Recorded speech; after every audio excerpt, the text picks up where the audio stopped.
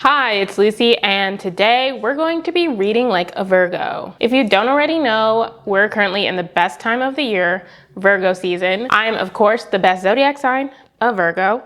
My birthday is September 20th. With any luck, you'll be seeing this either just after or just before. Hopefully it's still Virgo season because it ends the 23rd or the 22nd. Yes, and I'm the 20th, so I'm on the end. Technically it's the cusp, but I heavily identify with Virgo, and that is obviously the inspiration for this video. As a side note, I'm not super into astrology. I just think it's a fun thing, so I wanted to make a video about it.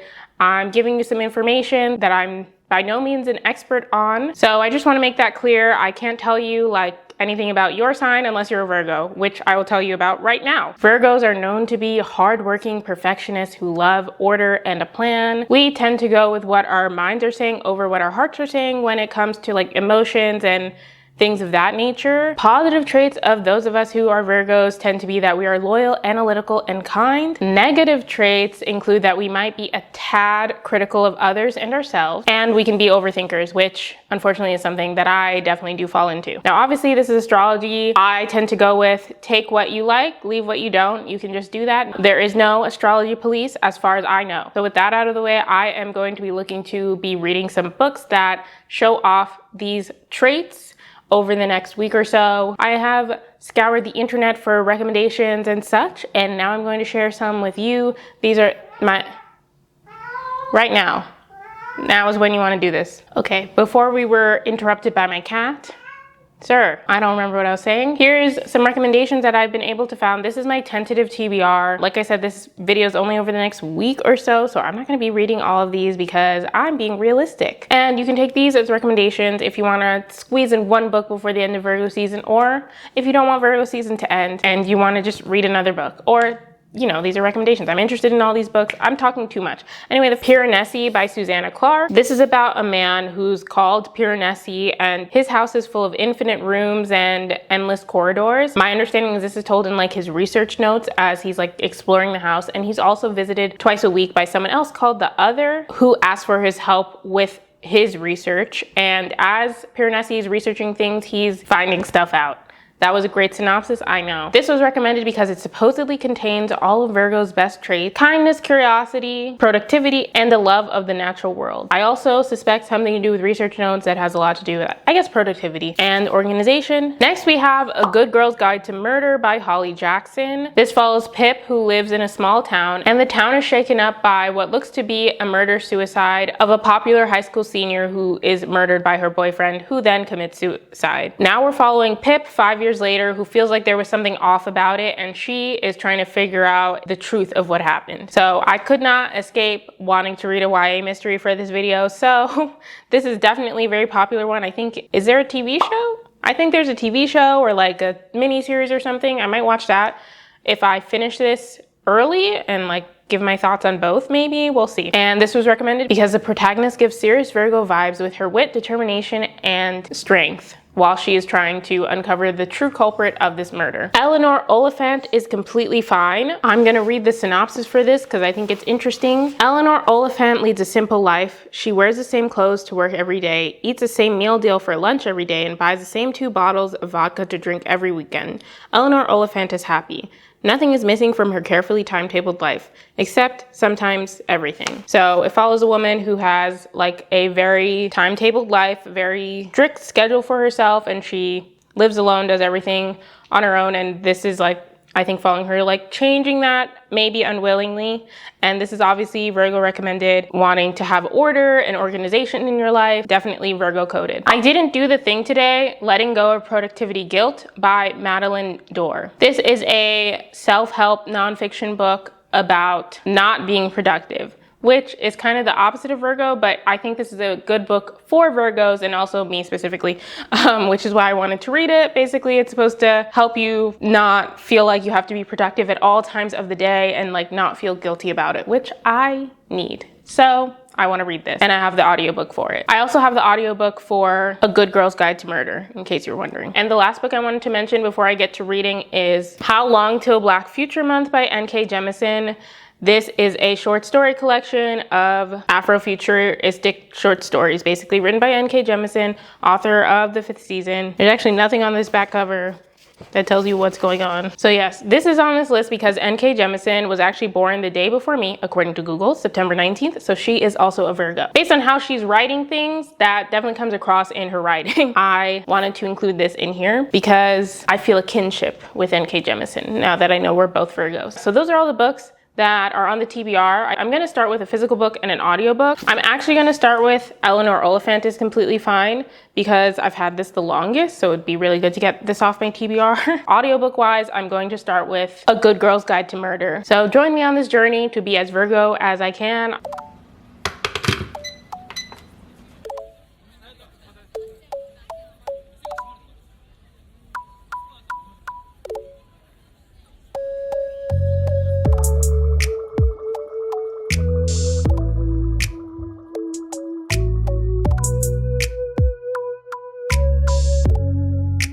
Hello, welcome to another Cat Food Corner. I'm here to tell you about A Good Girl's Guide to Murder so far. So like I said, I'm listening to the audiobook and it's going. Right now I'm really getting Pretty Little Liars vibes from it because of like what we're learning about Andy Bell, who's the girl who was murdered / gone missing. I will tell you my theory right now. If I'm correct, then I will either take this out or mute it or something, but then you'll know I'm correct. Well, if I'm not correct, well, you'll be hearing this. I'm trying to keep this as spoiler-free as possible. So right now, our main character, Pip, I think, has given like all her theories, and the one that I most identify with, and also Thor, is that Andy, the girl who was first gone missing, made herself disappear, basically. I'm not quite sure if she killed the boyfriend and made it look like a suicide so that he could be blamed and so she could like disappear for real or what. And that's what's giving me Pretty Little Liars vibes. I do think it's gonna end up kind of like how Allie did, where it was like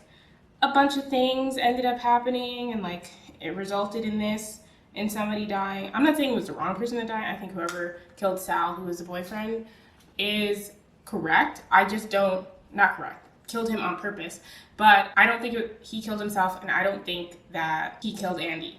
So that's my theory right now. The rest of the book is interesting so far, like getting me into the mystery. We have our main character, she's interviewing a bunch of people. I like that this book takes like a route of she's like doing it like by the book so far, at least. You know, she got permission to do this capstone project. That's the synopsis basically. Our main character decides to do a capstone project on this, like, not really historical, but 5 years ago. A really popular girl was murdered, and then her boyfriend, who everyone thinks did it, killed himself a couple days after. Except her body has never been found, which is why I don't think that she is dead. And so we're finding out. And basically, our main character, Pip, is now teaming up with Sal, who was the boyfriend's brother, to like try and prove his innocence and like figure out what the heck happened. But like I was saying, I like how by the book it is. Like I said, she got permission. So far, where I am in the book, she's gonna submit like a FOIA request, which if you don't know, if you don't follow true crime, which is probably better for you, like is a legal way to get information and stuff like that. So that's good at least. How long this will last, I don't know, but I am enjoying it so far. I don't know if I said I'm on chapter 9 right now, which is why I feel comfortable giving my predictions and everything. I won't give as many as the book goes on. And that's that. That's the only book so far I have been reading, and I'll update you all when there's more to tell.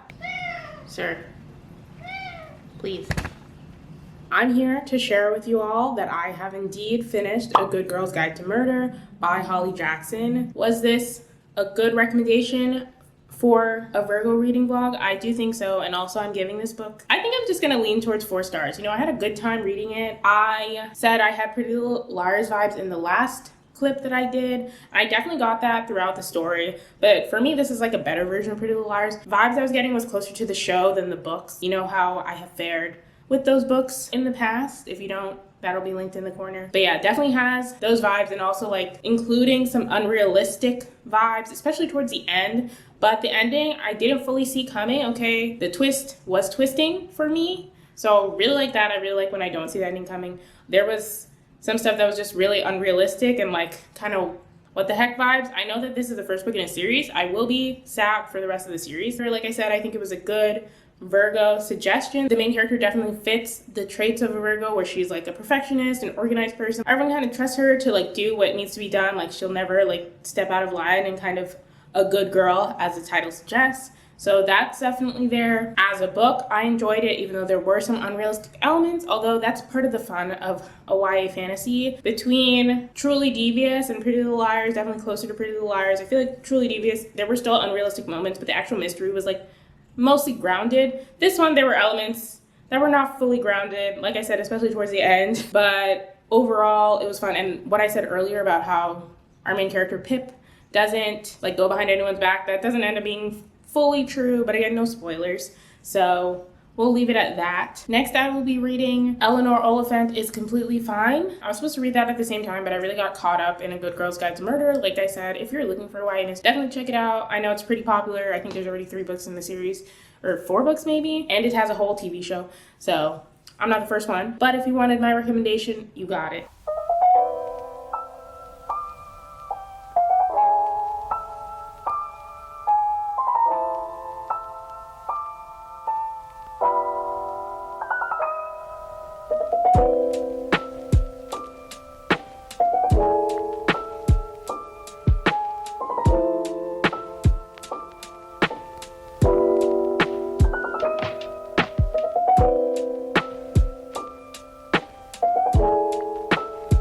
I haven't been as good at this reading vlog as I would have liked to be, but today you're gonna get a lot of content. Today is my birthday and the last day of this reading vlog, to be honest, because I do want it to come out before Virgo season ends. But I am gonna update you on the reading that I've been doing. I haven't stopped reading, I swear. I have started and continued listening to the audiobook for it. I didn't do the thing today. I am now 85% through, so I'm definitely gonna finish that today. My thoughts that I don't know are gonna change by the end of this book. Basically, it's like fine. Most of the things she's saying are things my therapist has told me, which is like not bad. That's like more on me than the book. I think this is like a good book if you haven't read a ton of productivity books before. She has like a lot of like the popular ideas in this book. Like she shoved it all into one thing, which I think is like fine. It has kind of felt like an extended essay, which like what is a nonfiction book if not an extended essay? And just that she quotes like a lot of people, which isn't bad, but it's just like it was noticeable to me. And part of this is I think this is like an extension from her podcast, which I don't listen to. I hadn't heard of it before this book, but she mentions it in the book a lot. And for the podcast, she interviewed a bunch of people about how they're productive. I think these are quotes like from her interviews with these people for her podcast. That's kind of the most noticeable parts of the book for me. I don't really think anything from the book is gonna like super stick with me, but mostly I just feel like this is reinforcing stuff that I already know and like kind of encouraging me, I guess, to like do the stuff, basically, or not do the stuff, but like just the idea is that like you should be more gentle with yourself. Like you don't have to like always have like such a regimented day, and if you don't do like the things on your to-do list, like your day has failed, like you shouldn't think like that, all that kind of stuff, which is stuff that I do personally need to work on, hence why I picked up the book.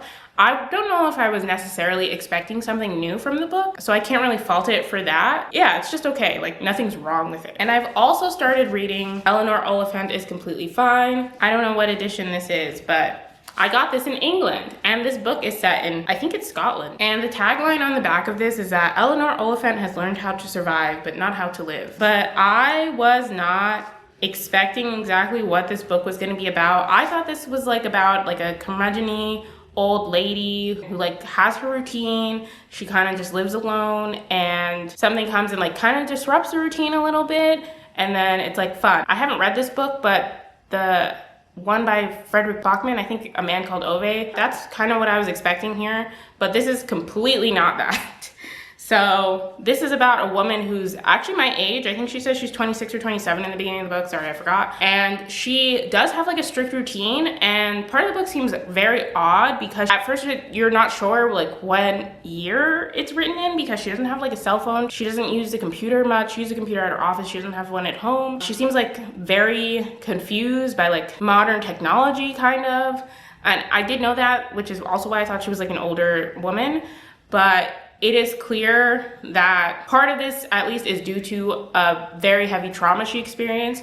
We don't know currently what that trauma is. As we go through the book, I think like snippets and stuff are being revealed. We know that it has to do with her mom. Her mom, she calls her every week, and her mom is clearly away from her for a reason. She's either in prison or a mental institution. It's unclear to me, at this point. I'm on chapter like 13, which is like a quarter of the way through the book. It's just all unfolding, and something does happen to interrupt Eleanor's routine. Basically, she ends up meeting one of the guys who works in IT at her work, and they are walking on the street together, and they see an old man who is having he's having a medical crisis, and they end up calling not 911 because this isn't the US, but like emergency services for him, and they kind of save his life. So that's kind of like the real jumping off point. There's also like a thing where Eleanor has like a crush on some guy, which I don't want to tell too much. I don't want to spoil this book for you at all. I was like really shocked reading like a lot of this. Like there's nothing graphic or anything really. You're just learning more and more about her. And so I found that really interesting. Her like fascination with her crush is definitely really creepy, and it shows she doesn't have any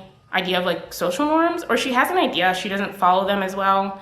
But something she just doesn't fully understand, like the way she talks to people and stuff, which part of that, it seems like she did grow up in foster care, that becomes evident, but part of that also seems like kind of like it's still not quite right to me. I didn't grow up in foster care, so I can't say for sure, but some of the things she doesn't know, it just seems like very odd that she wouldn't know them. Like she doesn't know how to connect it to the internet. Like I said, she's never had a computer before except for at work. She doesn't have a cell phone, and it seems like it's like 2017 or 2018, like not even a flip phone, forget a smartphone. So that all just seems very odd. Part of that probably is due to her childhood, but we know at least part of the childhood she spent away from her mom, whatever her mom did. So that part is confusing, but I am enjoying it. I think the mishaps that Eleanor finds herself in are pretty funny and just interesting to read, so I'm really enjoying this. Hopefully I'll finish this today. I also ended up getting the audiobook from my library just so I could switch back and forth. And yeah, nothing's wrong with the physical book. I just wanted to like read it like on my walks and stuff. So yeah.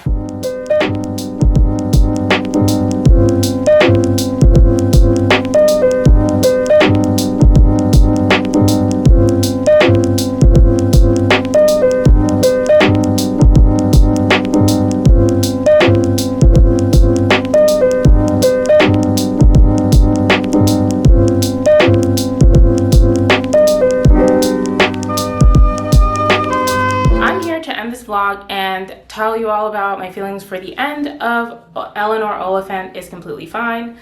I ended up finishing this on the way to that birthday dinner I just showed. I had a lovely time there. It was a nice way to celebrate my birthday. As was finishing this book, I really enjoyed it. I am giving it 4.5 stars. All the things I said in the beginning, like when I first started the book, still stand. I found Eleanor to be a fun character who I enjoyed reading from. She can be mean and stubborn at times throughout the story, but it's like part of her character and part of her learning journey. We just really go on a journey with Eleanor to her becoming a better person, a more like knowledgeable person, and like a happier person in the end. And I thought it was really beautiful to read that. I only have 2 minor complaints really, and that was there's like kind of a twist at the end that I don't want to spoil, and I felt like that wasn't really a necessary twist, and it felt kind of like, I don't know if cheap is the right word, but that's the closest I'm gonna get. Like I said earlier, I did think like Eleanor's lack of understanding of certain things just felt like a way to like be kind of funny rather than making full sense for the story, even considering the things that she went through. It just didn't make a whole lot of sense to me. But other than that, I enjoyed reading this like slice of Eleanor's story and getting to see like the heartwarming story, getting to watch her like make a friend, socialize, all these other things. It was all really quite lovely. And now looking at the cover, I finally understand the special edition, which I won't spoil. But yeah, if you've read it, I get the cover now. I just thought it was a pretty cover, which it still is, but it does have a meaning. So that's nice. Definitely my favorite book of the vlog, and also my favorite book of September. I need to do these reading vlogs more often because I feel like doing a reading vlog somehow gets me to have like a really good book. Like I feel like all the reading vlogs I've done this year, I've gotten a 4.5 star book, which is really cool, or a 5-star. Check out my last video if you want to hear about the 5-star book. That's all I have to say. Thank you so much for joining me in my week of reading like a Virgo. I didn't get to all the books on the TBR, but I never said I would. Those books will definitely be read in the future, and I'm excited for that. In the comments down below, let me know what your zodiac sign is, and maybe leave me the emoji of that zodiac sign. This is the one for Virgo. And if you haven't already, subscribed to my channel if you want to see more videos from me, and like this video if you liked it. I will see you in my next video. Bye!